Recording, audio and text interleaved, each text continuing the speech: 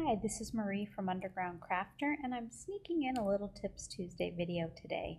I am actually going to be traveling next week, so that made me think of a little travel series here.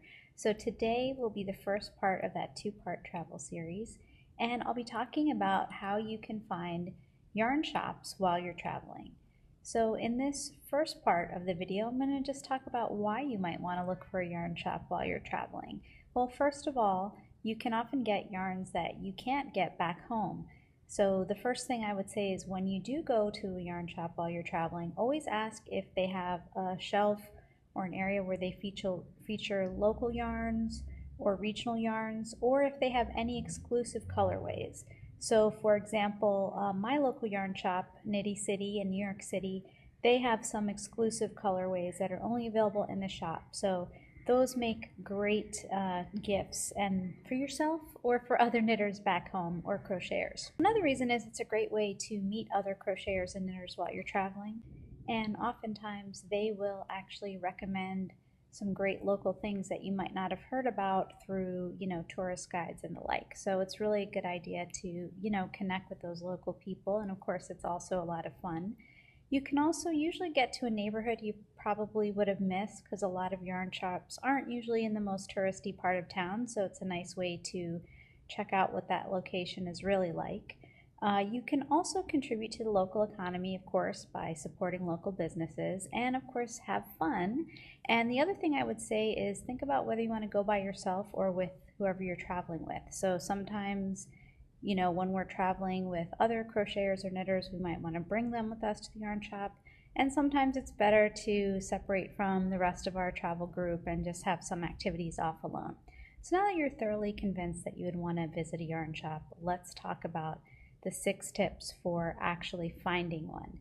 So the first thing you can do if you have time is to do research in advance, and there's 4 ways that I suggest doing that. First is to ask in Facebook groups.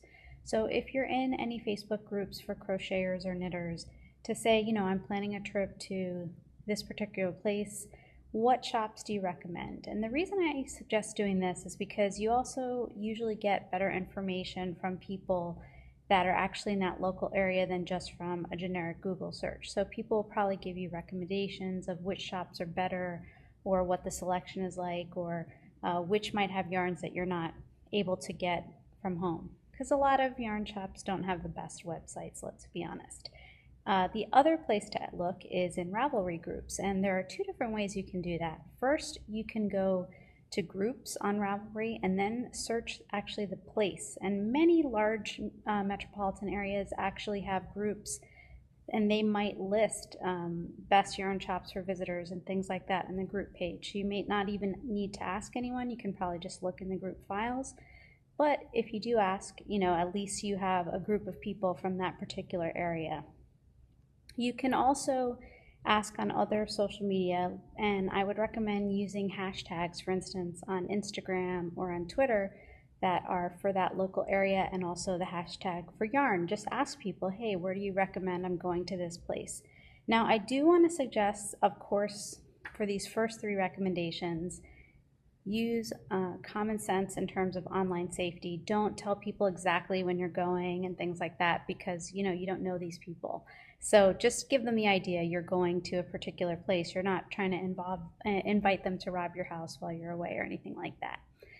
The other thing I would suggest is to ask your favorite bloggers or your favorite authors or other folks that you know online, your favorite Instagrammers, YouTubers, that are from a specific place, what shops that they recommend. So for instance, I have on my blog a visitor's guide to yarn shops in New York City, and a lot of other folks do too. So it doesn't hurt to ask and say, hey, I'm in town, what do you recommend? Because those, again, are people you already know and trust.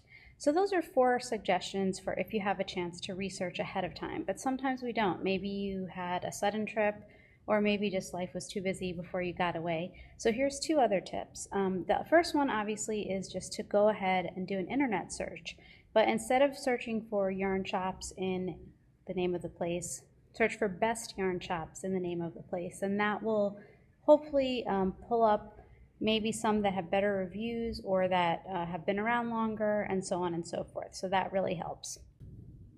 The next tip is to use a site that actually is dedicated to helping you find local resources like yarn places or like Knit Map, or the Daily Knitter has a map or a yarn shop locator, and I'll put links to all of those in the comments.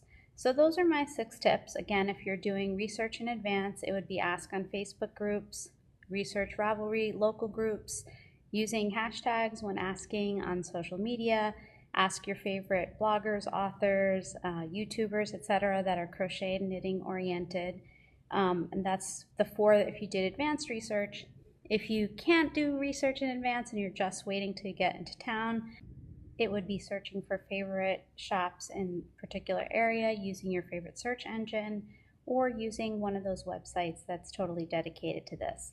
So I'd love to hear your tips in the comments. And by the way, I will have a link, whether you're watching on YouTube or on Facebook, to a related article on my blog about this that does also include links to these various sites.